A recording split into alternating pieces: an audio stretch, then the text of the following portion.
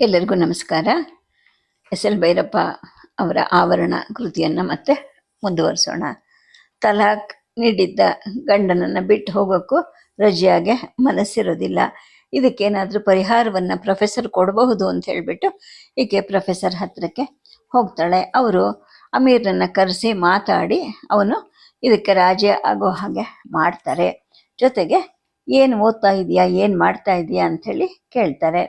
ಸಾಮಾಜಿಕ ಜವಾಬ್ದಾರಿ ಬದ್ಧತೆಗಳನ್ನು ಕೂಡ ವಿಮರ್ಶಾತ್ಮಕವಾಗಿ ಅಧ್ಯಯನ ಮಾಡಬೇಕು.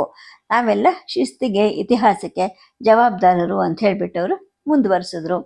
ಜಯನಗರದಿಂದ ಶಿವಾಜಿನಗರದ ಬಸ್ಸಲ್ಲಿ ಕೂತ್ಕೊಳ್ಳೋಕ್ಕೆ ನನಗೆ ಜಾಗ ಸಿಕ್ತು. ಅಮೀರ್ಗೆ ಪ್ರೊಫೆಸರ್ ಹಾಕಿದ ಬೆದರಿಕೆಯನ್ನು ನಾನು ಹಾಕ್ಬೋದಾಗಿತ್ತಲ್ವಾ? ನಾನು ಅದೇ ಮಾತುಗಳನ್ನ ಹೇಳಿದರೆ ಈ ಪರಿಣಾಮ ಆಗ್ತಿತ್ತಾ? ಅವನ ಹಾಗೆ ನನಗೂ ಸಾರ್ವಜನಿಕ ಹೆಸರಿದೆ, ಜೊತೆಗೆ ನಾನು ಮಹಿಳೆ.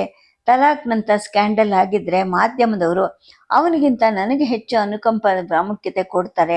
ನನಗಿದೆಲ್ಲ ಯಾಕೆ ಹೊಳಿಲಿಲ್ಲ ಅನ್ನೋ ಒಂದು ಪ್ರಶ್ನೆ ನನ್ನಲ್ಲೇ ಹುಟ್ಕೊಂತು. ಪ್ರೊಫೆಸರರ ವ್ಯಾವಹಾರಿಕ ಬುದ್ಧಿ ನನ್ನದಕ್ಕಿಂತ ಹೆಚ್ಚು ಚುರುಕಾದದ್ದು ಅನ್ನೋ ಉತ್ತರ ಸಹಜವಾಗಿ ಗೊತ್ತಾಯಿತು. ನಾನು ಏಕಾಂತದಲ್ಲಿ ಭೇಟಿಯಾಗೋದನ್ನೇ ಅವ್ರು ಬಯಸ್ತಾರೆ. ಜೊತೆಗೆ ಲಕ್ಷ್ಮಿ ಅಂತ ಪೂರ್ವ ಧರ್ಮದ ಹೆಸರಿಂದ ಕರೀತಾರೆ. ನಮ್ಮೂರ ಹುಡುಗಿ ಅಂತ ನಿಕಟತೆಯನ್ನು ಸೇರಿಸಿ ಮಾತಾಡ್ತಾರೆ.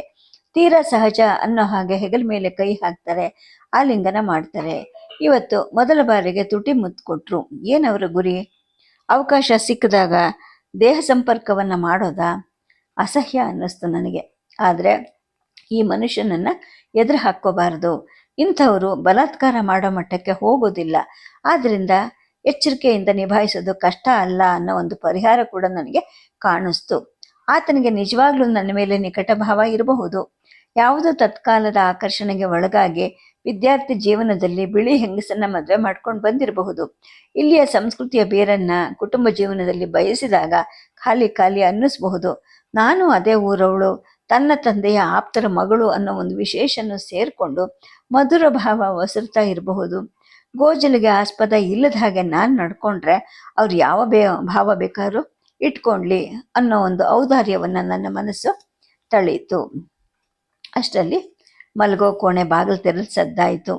ಅಮೀರ್ ಮಾತಾಡ್ದ. ಒಬ್ಬಳೆ ಕತ್ಲೆಯಲ್ಲಿ ಯಾಕೆ ಕೂತಿದೀಯಾ ಅಂದ. ನೀರಿನ ಹರಿವು ನೋಡ್ತಾ ಇದ್ದೀನಿ ಅಂತ ನಾನಂದೆ. ಕತ್ಲೆಯಲ್ಲಿ ಏನು ಕಾಣುತ್ತೆ ಅಂತ ಅವನಂದ. ಹಾಗೆ ಸ್ವಲ್ಪ ಕೂತಿರ್ಬೇಕು ಅನ್ನಿಸ್ತು. ನೀನು ಮಲ್ಕೋ ಹೋಗು ಅಂತಂದೆ. ಅವನು ಹೋದ. ಅಲ್ಲಿ ಕೂಡ ಸೆಕೆ ಇಲ್ಲ. ಪಕ್ಕದಲ್ಲಿದ್ದವರು ಇಲ್ದಿದ್ರೆ ನಿದ್ದೆ ತಿಳಿಯಾದಾಗ ಕಣ್ಣು ಬಿಡ್ತಿದ್ರು ಕೂಡ ಬೋಧೆ ಆಗೋ ಹಾಗೆ ಅವನಿಗಾಗಿದೆ ಅಂತ ಅವಳಿಗೆ ಅರ್ಥ ಆಯಿತು. ನೆನಪಿನ ಸರಳಿ ಕತ್ತರಿಸೋಯ್ತು. ಕಿಟಕಿಯಿಂದ ಹೊರಗಡೆ ನೋಡ್ತಾ ಕೂತ್ರು ಕೂಡ ನೆನಪು, ಕಲ್ಪನೆ, ಆಲೋಚನೆ ಮೊದಲಾಗಿ ಯಾವ ಮನೋವ್ಯಾಪಾರನೂ ಸರಿಯಾಗಿ ನಡೀದಿರಂತಹ ಸ್ಥಿತಿ ಆಯಿತು. ಶರೀರದಲ್ಲಿ ಬಳಲಿಕೆನೂ ಕಾಣಿಸ್ಕೊಂತು, ಆಕಳಿಕೆನೂ ಬಂತು. ಎದ್ದು ಮಲ್ಗೋ ಕೋಣೆ ಕಡೆಗೆ ನಡೆದು ಮಲ್ಕೊಂಡೆ. ಹಂಪೆಯಿಂದ ಹಿಂತಿರುಗಿ ಬಂದು 1 ವಾರ ಆದರೂ ಕೂಡ ನರಸಿಂಹ, ವಿಠ್ಠಲ ಮಂದಿರ ಮತ್ತಿತರ ವಿಗ್ರಹ ಮತ್ತು ಗುಡಿಗಳ ನಾಶಗಳ ಸಮಸ್ಯೆ ಬಗೆಹರಿಲಿಲ್ಲ. ತಾನು ಚಿಕ್ಕ ವಯಸ್ಸಲ್ಲಿ ನೋಡಿದ್ದ ಹಳೇಬೀಡು ಮೊದಲಾದ ದೇವಾಲಯಗಳು ಕೂಡ ಭಿನ್ನವಾಗಿ ಅವೆಲ್ಲ ಮುಸ್ಲಿಮರು ದಂಡೆತ್ತಿ ಬಂದಾಗ ಒಡೆದು ಹಾಕಿದ್ದವು ಅಂತ ವಿವರವನ್ನು ಕೇಳಿದ್ದ ನೆನಪು ಕೂಡ ಆಯಿತು. ವಿಜಯನಗರದ್ದು ಇದೇ ವಿವರಣೆ. ಆದರೆ ಅದನ್ನು ತಾವು ನಿರ್ಮಿಸೋ ಸಾಕ್ಷ್ಯಚಿತ್ರದಲ್ಲಿ ಕೊಡೋದೇನೆ ಒಂದು ದೊಡ್ಡ ತೊಡಕು ಅಂತ ಅವಳಿಗೆ ಅನಿಸುತ್ತೆ. ಒಂದು ಬೆಳಗ್ಗೆ 9 ಗಂಟೆ ಹೊತ್ತಿಗೆ ಪ್ರೊಫೆಸರರಿಂದ ಫೋನ್ ಬಂತು. ಅಮೀರ್ ಹೊರಗಡೆ ಹೋಗಿದ್ದ. ಲಕ್ಷ್ಮಿ, ನಿನಗೊಂದು ದುಃಖದ ಸುದ್ದಿ ಹೇಳೋದು ನನ್ನ ಪಾಲಿಗೆ ಬಂದಿದ್ಯಮ್ಮ. ನಿನ್ನ ಅಪ್ಪಾಜಿ ತೀರ್ಕೊಂಡ್ರಂತೆ. 15 ದಿನ ಆಯ್ತಂತೆ. ನಿನಗೆ ಸುದ್ದಿ ಮುಟ್ಟಿಸ್ಬೇಕು ಅಂತ ನಮ್ಮೂರಿನ ಕುಮಾರೇಶ ಅನ್ನೋರು ಬಂದಿದ್ರು. ನಿನ್ನೆ ನಾನು ನಿನಗೆ 8-10 ಸಲ ಫೋನ್ ಮಾಡಿದೆ, ಯಾರೂ ಎತ್ಕೊಂಡ್ಲಿಲ್ಲ ಅಂದರು. ಅವಳಿಗೆ ತಲೆ ಸುತ್ತು ಬಂದಂಗಾಯಿತು. ಒಂದು ಮಾತು ನಾಲಿಗೆಯಿಂದ ಹೊರಡಲಿಲ್ಲ. ಲಕ್ಷ್ಮಿ, ಕೇಳ್ತಾ ಇದೆಯಾ ಅಂತ ಕೇಳಿದ್ದಕ್ಕೂ ಉತ್ತರಿಸೋಕ್ಕೆ ಸಾಧ್ಯ ಆಗ್ತಾ ಇಲ್ಲ. ಒಳಗಿಂದ ಹೊಗೆ ತುಂಬಿಕೊಂಡಂಗಾಯಿತು. ಉರಿಯಾಗಿ ಹೊತ್ತದೆ, ಶಾಖವಾಗಿ ಹೊರಹೊಮ್ಮದೆ, ಉಸಿರು ಕಟ್ಟಿಸ್ತಾ ಒಳಗಡೆ ಅಮುಕೋ ಕಣ್ಣು ಕಾಣದ ಕಿವಿ, ಕೇಳದ ಮಾತು, ತೋಚದ ಹೊಗೆ ಒತ್ತಡ. ಲಕ್ಷ್ಮಿ, ಇಂಥ ಸುದ್ದಿ ಎದುರಿಗೆ ಬಂದು ಹೇಳಬೇಕು. ಉಂಟಾಗೋ ದುಃಖವನ್ನು ಸಮಾಧಾನ ಮಾಡೋಕ್ಕೋಸ್ಕರ ನಾನು ಒಂದು ಮೀಟಿಂಗಿಗೆ ಈಗ ಡೆಲ್ಲಿಗೆ ಹೊರಟಿದ್ದೀನಿ. ಇಲ್ಲಾಂದರೆ ಬರ್ತಾ ಇದ್ದೆ. ಸಮಾಧಾನ ಮಾಡ್ಕೊ. 28 ವರ್ಷ ಆಯ್ತಲ್ವಾ? ಸಂಪರ್ಕ ಇಲ್ದಿದ್ರೂ ಕೂಡ ಸಂಬಂಧ ಸುಳ್ಳಾಗಲ್ಲ ಅಲ್ವಾ? ಅಮೀರಿಗೆ ಫೋನ್ ಕೊಡು ಅಂದರು. ಅವನು ಮನೆಯಲ್ಲಿ ಇಲ್ಲ ಅಂತ ಹೇಳೋದಕ್ಕೂ ಕೂಡ ಅವಳು ಬಾಯಿ ಬರೋದಿಲ್ಲ. ಒಂದು ನಿಮಿಷದ ನಂತರ ಪ್ರೊಫೆಸರ್ ಫೋನ್ ಕೆಳಗಿಟ್ಟಿದ್ದು ಅರಿವಾಯಿತು.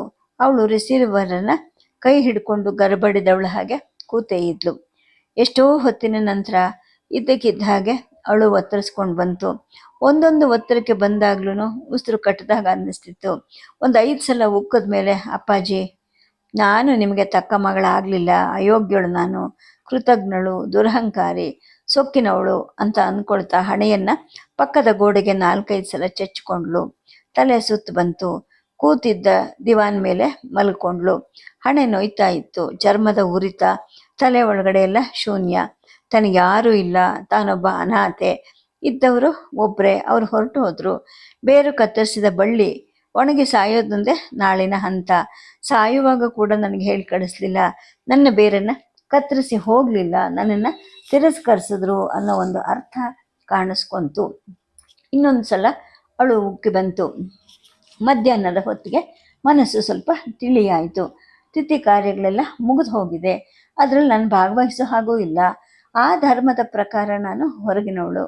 ನಾನು ಸೇರಿರೋ ಧರ್ಮದ ಪ್ರಕಾರ ಅವು ಕಾಫಿರ್ ಕರ್ಮಗಳು, ತಿರಸ್ಕಾರ ಮಾತ್ರವಲ್ಲ, ನಾಶಯೋಗ್ಯವಾದವು.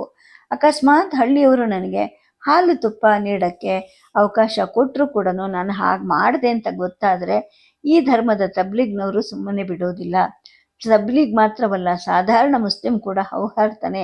ಇಸ್ಲಾಂ ಸ್ವೀಕರಿಸದೆ ಸತ್ತಿರೋ ಆತನಿಗೆ ಸದಾ ಉರಿಯೋ ಶಾಶ್ವತ ನರಕನೇ ಗತಿ. ಅಂಥವನಿಗೆ ಉತ್ತರ ಕ್ರಿಯೆ, ಅದು ಅಜ್ಞಾನಿಗಳ ಕರ್ಮ ಮಾಡೋದು. ಜ್ಞಾನದ ಧರ್ಮವನ್ನು ಸ್ವೀಕರಿಸಿದ ಮೇಲೆ ಕುಮಾರೇಶ್ ಅನ್ನೋರು ಯಾಕೆ ಹುಡ್ಕೊಂಡು ಬಂದಿದ್ರು, ಯಾವ ಸುದ್ದಿ ತಿಳಿಸೋಕ್ಕೆ ಅನ್ನೋ ಒಂದು ಕುತೂಹಲ ಇವಳಲ್ಲಿ ಹುಟ್ಕೊಳ್ತಾ ಬಂತು. ಸಂಜೆ ಆಯಿತು. ಅಮೀರ್ ಮನೆಗೆ ಬಂದ. ಅಮೀರ್ ಸಂತಾಪ ವ್ಯಕ್ತಪಡಿಸ್ದ. ವಾಸ್ತವವಾಗಿ ಅವನವ್ರನ್ನ ನೋಡೇ ಇರಲಿಲ್ಲ. ತಂದೆಯನ್ನು ಕಳ್ಕೊಂಡ್ಲು ಅಂತ ಒಂದು ಅವಳ ಮೇಲಿನ ಅನುಕಂಪದ ಹೊರತು ಸತ್ತವ್ರ ಮೇಲೆ ಅವನಿಗೆ ಯಾವ ಮಮತೆಯೂ ಇರಲಿಲ್ಲ. ಧರ್ಮ ಬದಲಾಯಿಸಿದ ಕಾರಣಕ್ಕೆ ಇಷ್ಟು ವರ್ಷ ಆದರೂ ಮಗಳನ್ನು ತೊರೆದಿದ್ರಲ್ಲ ಅಂತ ಹೇಳ್ಬಿಟ್ಟು ಒಂದು ರೀತಿಯ ಒಳಗಡೆನೆ ಅವ್ರ ಬಗ್ಗೆ ತಿರಸ್ಕಾರ ಕೂಡ ಇತ್ತು. ಆದರೆ ಅದನ್ನು ಎಂದೂ ಅವನು ವ್ಯಕ್ತಪಡಿಸಿರಲಿಲ್ಲ. ಹುಡ್ಕೊಂಡು ಬಂದಿದ್ರು ಅಂದರೆ ನನ್ನಿಂದ ಏನೋ ಕೆಲಸ ಇರಬಹುದು, ನಾಳೆ ಬೆಳಗ್ಗೆ ನಾನು ಊರಿಗೆ ಹೋಗಿ ಬರಲಾ ಅಂತ ಕೇಳಿದೆ. ನಾನು ಬರ್ತೀನಿ ಅಂತ ಅವನಂದ. ಬೇಡ ಅಂತ ಇವಳು ಉತ್ತರಿಸಿದ್ಲು. ತಾನು ಹೋದರೆ ಆ ಸನ್ನಿವೇಶಕ್ಕೆ ಹೊಂದೋದಿಲ್ಲ ಅಂತ ಅವನಿಗೂ ಅನ್ನಿಸ್ತಿತ್ತು. ಕುಣಿಗಲ್ಗೆ ಬೇಕಾದಷ್ಟು ಬಸ್ಸುಗಳು ಸಿಕ್ಕತ್ತೆ. ಅಲ್ಲಿಂದ 6 ಮೈಲಿ ಅಷ್ಟೇ, ಹೆಚ್ಚು ಬಸ್ಸುಗಳು ಇಲ್ಲ. ಇದು 28 ವರ್ಷಗಳ ಹಿಂದಿನ ಮಾತು. ಈಗ ಹೇಗಿದೆಯೋ ಗೊತ್ತಿಲ್ಲ. ಕಾರ್ ತೊಗೊಂಡು ಹೋಗ್ತೀನಿ, ಆದರೆ ಸಂಜೆಗೆ ಹಿಂತಿರುಗ್ತೀನಿ. ಇಲ್ಲದೆ ಇದ್ದರೆ 1-2 ದಿನ ನಿನ್ನ ಸ್ಕೂಟರ್ ಉಪಯೋಗಿಸು ಅಂತ ಅಂದ್ಲು. ಊರಲ್ಲಿ ಯಾರಿದ್ದಾರೆ, ಹೋಗಿ ತಾನು ಯಾರನ್ನು ಕಾಣೋದು ಅನ್ನೋ ಯಾವ ಸ್ಪಷ್ಟ ಕಲ್ಪನೆಯೂ ಇಲ್ಲದೆ ಅವಳು ಕಾರ್ ನಡೆಸ್ತಾ ಇದ್ಲು. ಹೋಗೋದು ಮಾತ್ರ ನೇರವಾಗಿ ತನ್ನ ಮನೆಗೇನೆ ಅಂತ ಖಚಿತವಾಗಿ ಗೊತ್ತಿತ್ತು. ಈ ರಸ್ತೆಯಲ್ಲಿ ತಾನು ಎಷ್ಟೋ ಸಲ ಪ್ರಯಾಣಿಸಿದ್ದೀನಿ. ಮಂಗಳೂರು ಕಡೆಗೆ, ಚಿಕ್ಕಮಗಳೂರು, ಧರ್ಮಸ್ಥಳ ಪ್ರದೇಶಗಳಿಗೆ ಹೋಗೋದು ಕೂಡ ಇದೇ ಮಾರ್ಗದಲ್ಲಿ. 1-2 ಸಲ ತಂಡದ ಜೊತೆ ಕುಣಿಗಲ್ಲನ್ನೇ ವ್ಯಾನ್ ನಿಲ್ಲಿಸಿ ಕಾಫಿ ತಿಂಡಿ ಮಾಡಿದ್ದೂ ಉಂಟು. ಆಗ ಕರುಳು ಕಚ್ಚಿದಂತೆ ಆಗಿ ತಪ್ಪೆಲ್ಲವನ್ನು ಅಪ್ಪನ ಕಾಠಿಣ್ಯದ ಮೇಲೆ ಹಾಕಿ ಸಮಾಧಾನ ತಂದುಕೊಂಡ ನೆನಪು ಅವಳಿಗೆ ಆಯಿತು. ಈಗ ಅದೇ ಕುಣಿಗಲ್ನಲ್ಲಿ ನಿಲ್ಲಿಸಿ ಕಾಫಿ ತಿಂಡಿ ತಿಂದು ಹೊರಟ್ಲು. ಊರಲ್ಲಿ ಯಾರೋ ಏನೋ ಎಂತೋ ಊರಿನ ಮುಂದುಗಡೆನೆ ಸ್ವಲ್ಪ ಬದಲಾವಣೆ ಆಗಿದೆಯಂತೆ. ಹೈಸ್ಕೂಲ್ನಂತೆ ಕಾಣೋ, ಹೌದು, ಬೋರ್ಡ ಇದೆಯಲ್ವಾ, ಲಕ್ಷ್ಮೀ ನರಸಿಂಹ ಪ್ರೌಢಶಾಲೆ ಅಂತ. ಅದ್ರ ಪಕ್ಕದಲ್ಲೊಂದು ಆಯುರ್ವೇದಿಯ ಆಸ್ಪತ್ರೆ. ಅದ್ರ ಎದುರಿಗೆ ಗ್ರಾಮ ದೇವತೆ ಗದ್ದೆ ಕೆಂಪಮ್ಮನ ಗುಡಿ. ಗುಡಿ ಎದುರು ಸಿಡಿಗಂಬ. ಊರಿನ ಒಳಗಡೆ ಹೋಗಿ ದೊಡ್ಡ ರಸ್ತೆಯಲ್ಲಿ ಬಲಕ್ಕೆ ಹೊರಳಿದ್ರೆ ಗ್ರಾಮಕ್ಕೆ ಹೆಸರು ಕೊಟ್ಟಿರೋ ನರಸಿಂಹದೇವರ ಗುಡಿ ಇದೆ. ಸುಮಾರು 30 ಅಡಿ ಎತ್ತರದ ಕಲ್ಲು ಗುಡ್ಡದ ಮೇಲಿದೆ ಅದು. ಗುಡ್ಡ ಹತ್ತಿದ್ರೆ ಇಡೀ ಊರಾಚೆ ಕೆರೆ, ಗದ್ದೆ, ಬಯಲು ಎಲ್ಲವೂ ಕಾಣುತ್ತೆ. ಗುಡ್ಡವನ್ನು ಬಳಸ್ಕೊಂಡು ಹೋದರೆ ಗುಡಿಯ ಹಿಂಬದಿಗೆ ತನ್ನ ಮನೆ. ಇದ್ದಿದ್ರಲ್ಲಿ ಅದು ದೊಡ್ಡದು. ಗಾರೆ ಜಗಲಿ, ಮುಂಬದಿಗೆ ಮದ್ರಾಸ್ ತಾರಸಿ, ಹಿಂಬದಿಗೆ ಮಂಗಳೂರು ಹೆಂಚಿನ ತೊಟ್ಟಿ. ಮನೆ ಹತ್ರಕ್ಕೆ ಹೋಗಿದ್ದಾಯಿತು. ಬಾಗಿಲು ಹಾಕಿತ್ತು. 4 ಸಲ ಕದ ತೊಟ್ಟಿ ಯಾರು ಒಳಗೆ ಅಂತ ಕೂಗಿದ್ಲು. 28 ವರ್ಷ ಕಳೆದ್ರೂ ಕರೆಯೋ ರೀತಿ ಶೈಲಿಗಳು ಮರೆತಿಲ್ಲ ಅನ್ನೋ ಅರಿವು ಕೂಡ ಅವಳಿಗಾಯಿತು. ಒಳಗಿಂದ ಬಂದು ಬಾಗಿಲು ತೆಗೆದಾಕೆ ಸುಮಾರು 32-33 ವರ್ಷದ ಒಬ್ಬ ಹೆಂಗಸು. ಹುಟ್ಟಿದ ಸೀರೆ, ಕೈಬಳೆ, ಹಣೆ ಕುಂಕುಮ ಇವುಗಳಿಂದ ಆಕೆ ರೈತಳು ಅಂತ ತಿಳಿಯಿತು. ಯಾರು ಅಂತ ಆಕೆ ಕೇಳಿದ್ಲು. ಈ ಮನೇಲಿ ಯಾರಿದ್ದಾರೆ ಅಂತ ಕೇಳಿದ್ದಕ್ಕೆ ನಾವೇ, ನೀವು ಯಾರು ಅಂತ ಆಕೆ ಮತ್ತೆ ಕೇಳಿದ್ಲು. ತಾನು ಯಾರು ಅಂತ ಹೇಳೋದು? ಒಂದು ನಿಮಿಷ ಮಾತು ತೋಚಿದಾಗ ಆಯಿತು, ಆದರೆ ಹೇಳಲೇಬೇಕು. ಒಂದ್ಸಲ ಹೇಳಿ ಮುಗಿಸ್ಬಿಟ್ರೆ ಮತ್ತೆ ಮುಜುಗರ ಇಲ್ಲ ಅಂತ ಅರಿವಾಗ್ಬಿಟ್ಟು ನರಸಿಂಹೇಗೌಡರ ಮಗಳು ಅಂದ್ಲು. ಓ ಅಂತ ಅವಳ ಬಾಯಿಂದ ಬಂದ ಉದ್ಗಾರ, ಬಾಯಿ ತೆಳೆದ ಉದ್ದನೆ ಆಕಾರ ಅವಳಲ್ಲಿದ್ದ ನಿರೀಕ್ಷೆಯನ್ನು ವ್ಯಕ್ತ ಮಾಡಿಸ್ತು. ಕುಂತ್ಕೊಳ್ಳಿ, ಮಂದಲಿಗೆ ಹಾಕ್ಕೊಡ್ತೀನಿ ಅಂತ ಹೇಳಿ ಆಕೆ ಜಗಲಿಯನ್ನು ತೋರಿಸಿದ್ಲು. ಅವಳು ಒಳಗಿಂದ ಮಂದಲಿಗೆ ತಂದು ಹಾಕಿಕೊಟ್ರು ಈ ಸ್ವಾಗತ ಇವಳಿಗೆ ತನ್ನನ್ನು ಜಗಲಿ ಮೇಲೆ ಕೂರಿಸ್ತಿದ್ದಾರೆ, ಒಳಗಡೆ ಕರೆದಿಲ್ಲ ಅನ್ನೋ ಒಂದು ಅರಿವನ್ನು ಕೂಡ ಮೂಡಿಸ್ತು. ಅಷ್ಟರಲ್ಲಿ 5-6 ಹುಡುಗರು ಕಾರನ್ನು ಸುತ್ತಕೊಂಡ್ರು. ಕುಂತ್ಕೊಳ್ಳಿ, ನಮ್ಮ ಹುಡುಗರಿಗೆ ಹೇಳಿ ಕಳಿಸ್ತೀನಿ, ತ್ವಾಟಕ್ಕೆ ಹೋಗವ್ರೆ ಅಂತ ಹೇಳಿದವಳು ಬಾಗಿಲಲ್ಲೇ ನಿಂತ್ಕೊಂಡ್ಲು. ಮುಂದೆ ಯಾವ ಮಾತು ತಿಳಿತಿಲ್ಲ ಅನ್ನೋದು ಅವಳ ಮುಖವೇ ಹೇಳ್ತಾ ಇತ್ತು.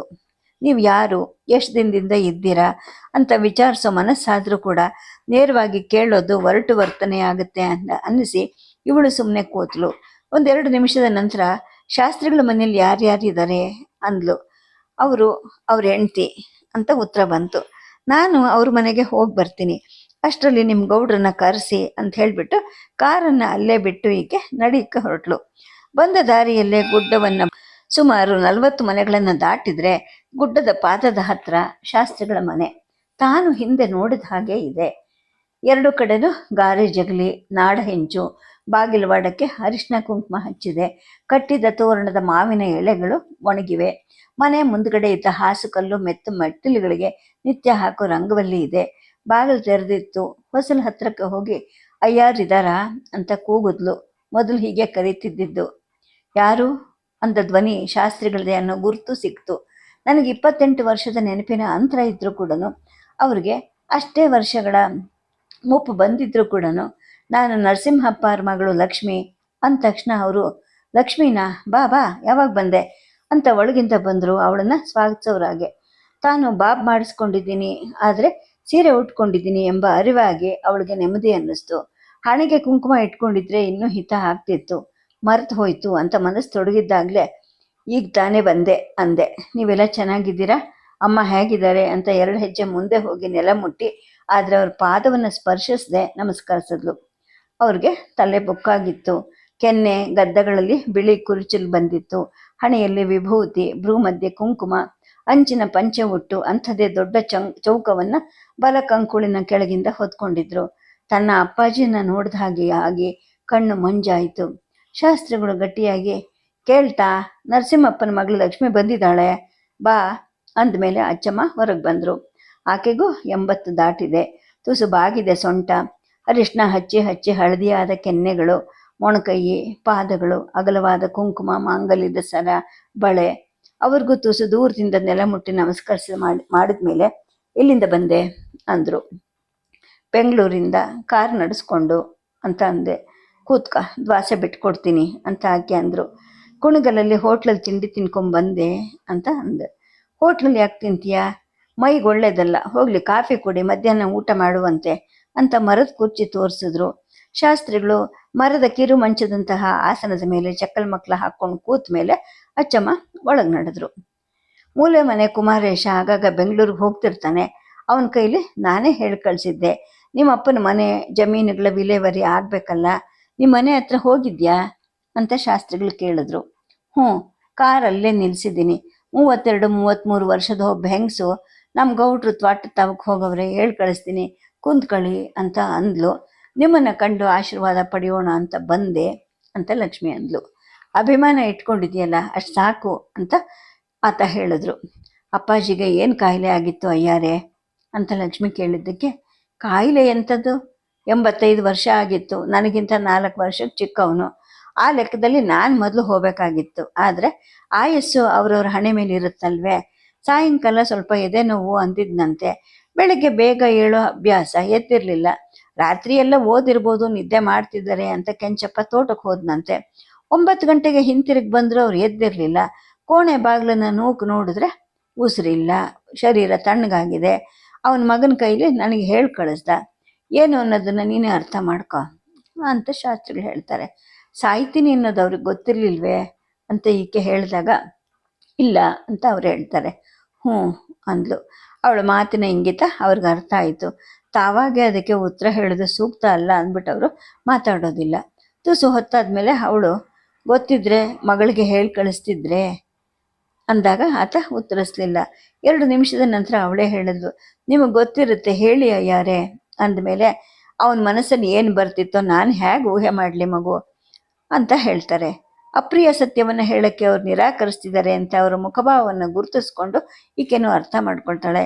1 ನಿಮಿಷದ ನಂತರ ಕುಮಾರೇಶ್ವರ ಕೈಲಿ ನೀವು ನನಗೆ ಯಾಕೆ ಹೇಳಿ ಕಳಿಸಿದ್ರಿ ಅಂತ ಕೇಳ್ತಾಳೆ. ಅವನು ಉತ್ತರಾಧಿಕಾರಿಣಿ ನೀನು, ಒಂದಲ್ಲ ಒಂದು ದಿನ ನೀನೇ ಬಂದು ಆಸ್ತಿ ಪಾಸ್ತಿ ವಹಿಸ್ಕೋಬೇಕು. ಯಾವುದು ಹಲಾಕ್ ಆಗೋಕ್ಕೆ ಮುಂಚೆ ನೀನು ವಶಕ್ಕೆ ತಗೊಳ್ಳೋದು ವಿಹಿತ ಅಲ್ವೇ ಅಂತ ಶಾಸ್ತ್ರಿಗಳು ಹೇಳ್ತಾರೆ. ಅವರು ನನ್ನನ್ನು ಸಂಪೂರ್ಣ ತ್ಯಜಿಸಿದ್ರು, ಸಾವು ಹತ್ತಿರ ಬರೋದು ಗೊತ್ತಿದ್ರು ಕೂಡ ಹೇಳಿ ಕಳಿಸ್ತಿರ್ಲಿಲ್ಲ ಅಂತ ನೀವೇ ಸೂಚನೆ ಕೊಟ್ರಿ. ಇನ್ನು ಅವರ ಆಸ್ತಿ ಪಾಸ್ತಿಯನ್ನು ನಾನು ಹೇಗೆ ತಗೊಂಡ್ಲಿ? ಇದು ಯಾವ ನ್ಯಾಯ ಅಂತ ನಾ ಹೇಳಿದೆ. ನೋಡಮ್ಮ, ನೀನೇ ಬಿಚ್ಚಿ ಕೇಳ್ತಿರೋದ್ರಿಂದ ಸ್ಪಷ್ಟವಾಗಿ ಹೇಳಿಬಿಡ್ತೀನಿ ಕೇಳು. ಆಸ್ತಿ ಎಲ್ಲನೂ ಪಿತ್ರಾರ್ಜಿತವಾದದ್ದು. 300 ತೆಂಗು, 10 ಮಾವು, 5 ಹಲಸಿನ ಮರಗಳ ತೋಟ, 3 ಎಕರೆ ಗದ್ದೆ, 8 ಎಕರೆ ಹೊಲ, ಆ ಮನೆ, ಇವನ್ನ ನಿನ್ನನ್ನು ಬಿಟ್ಟು ಪರಬಾರೆ ಮಾಡೋ ಅಧಿಕಾರ ಅವನಿಗೆ ಇರಲಿಲ್ಲ. ಇದ್ದಿದ್ರೆ ಅವನು ಏನು ಮಾಡ್ತಿದ್ನೋ ಅವನಿಗೆ ಗೊತ್ತು. ನೀನು ಹೋಗುವಾಗ ಮನೆಯಲ್ಲಿ ಒಬ್ಳು ಮನೆ ಕೆಲಸ ಮಾಡ್ತಿದ್ಲಲ್ಲ ನಿಂಗವ್ವ ಅಂತ, ಅವಳು 4 ವರ್ಷದ ಮೇಲೆ ಮಗನ ಜೊತೆ ಇರ್ತೀನಿ ಅಂತ ಹೊರಟು ಹೋದ್ಲು. ಆಗ ಈ ಕೆಂಚಪ್ಪನ ಕರ್ಕೊಂಡು ಬಂದು ಇಟ್ಕೊಂಡ. ಅವನಿಗೆ ಮದುವೆ ಮಾಡ್ದ. ಗಂಡ ಹೆಂಡತಿ ಇವ್ರ ಜಮೀನಲ್ಲದೆ ಮನೆ, ಅಡುಗೆ, ಊಟ ಎಲ್ಲ ನೋಡ್ಕೊಂಡಿದ್ದಾರೆ. ಅವ್ರಿಗೂ 2 ಮಕ್ಕಳಿವೆ. ನನ್ನ ಕಾಲ ನಂತರ ಇವ್ರ ಗತಿ ಏನು ಅಂತ ಯೋಚನೆ ಮಾಡಿ ನರಸಿಂಹಪ್ಪ 100 ತೆಂಗಿನ ಗಿಡದ ಒಂದು ತೋಟ, 2 ಎಕರೆ ಗದ್ದೆ, 4 ಎಕರೆ ಹೊಲ ಎಲ್ಲ ಮಾಡಿಕೊಟ್ಟಿದ್ದಾನೆ.